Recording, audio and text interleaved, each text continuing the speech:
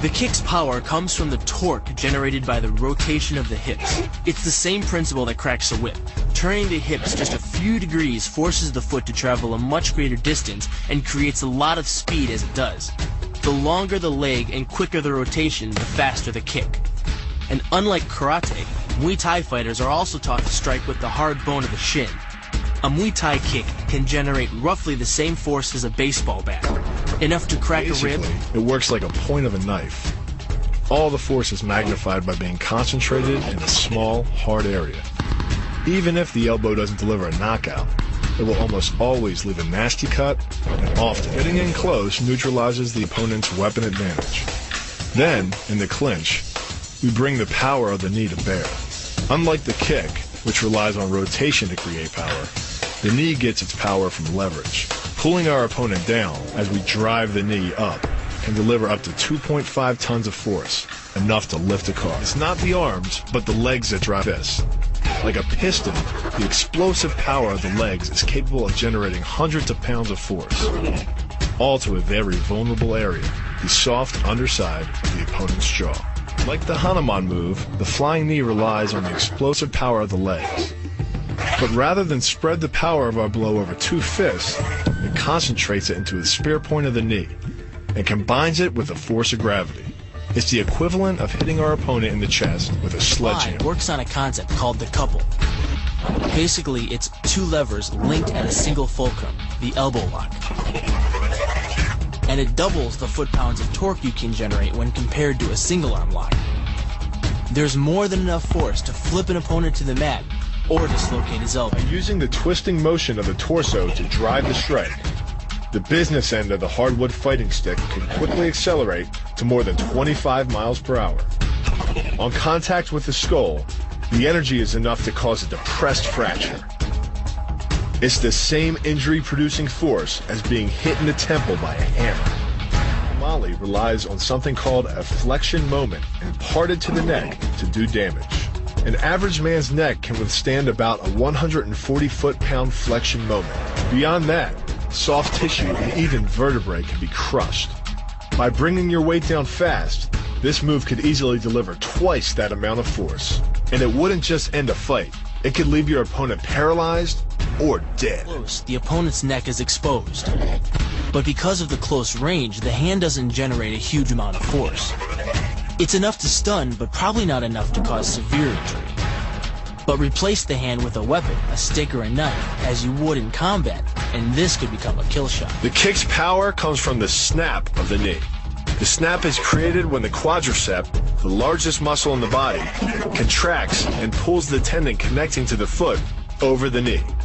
Using the knee as a pulley, the strength of the quad is enough to accelerate your foot to speeds close to 30 miles per hour. Because the area of impact is focused on a small part of the foot, it magnifies the force of the blow, making it capable of dropping 1,000 pounds of force on your head. It's like getting whacked in the head with a Louisville slugger. It works by taking the opponent's blow at an angle, which deflects the energy of the blow away from the vulnerable torso. The harder you block, the further his blow will be deflected, and the more open he'll be to a counter strike. Rotating your fist 180 degrees right before it strikes the intended target. The twisting snap of the arm maximizes the speed of the punch and magnifies the force of the blow by concentrating the impact on the first two knuckles of your hand. Done correctly, it can deliver as much energy as a bowling ball dropped from the top of a house, more than enough to cause soft tissue damage or break a rib. Because it swings through such a wide arc, the wrist is moving at speeds of up to 43 miles per hour. And since the radius doesn't deflect or compress nearly as much as a fist, it can deliver a staggering blow, like being hit with an axe handle. This roundhouse kick is designed for maximum impact. With the powerful muscles of the thigh yanking the tendon over the knee, the foot accelerates from 0 to 21 miles per hour in just 1/3 of a second. Combine that with the reinforced shoe, and this kick can drive the nose bone back up into the brain. It's aimed at the largest gland in the human body, the liver. A direct hit won't just bring an opponent down. It can rupture the gland, causing severe internal bleeding.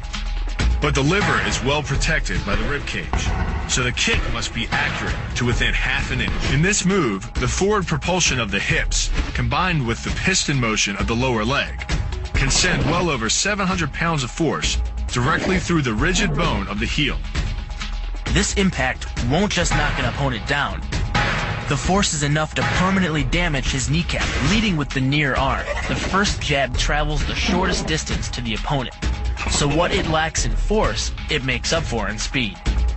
The second punch, utilizing both the twist of the shoulders and the forward momentum of the kick, can carry over 4 times as much impact. And just a few hundred pounds of force to the temple is enough to cause a knockout.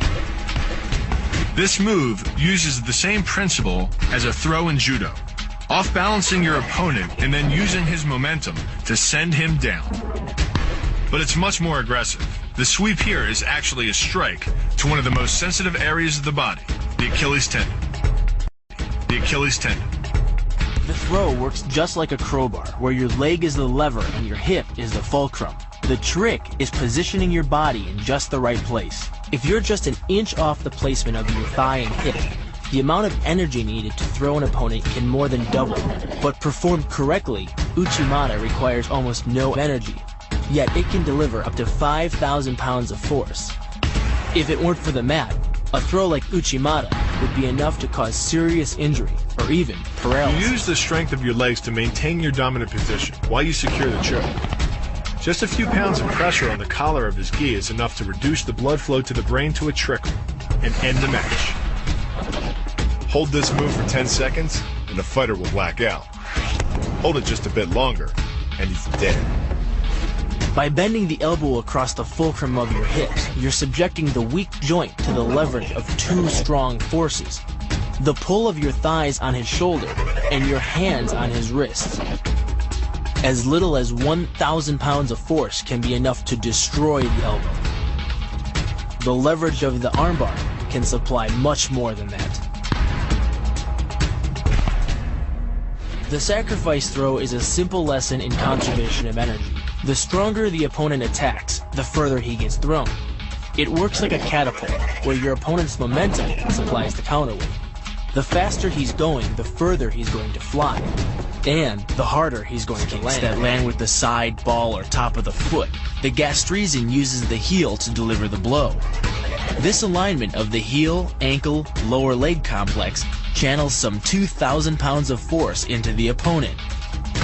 More than enough to break a baseball bat.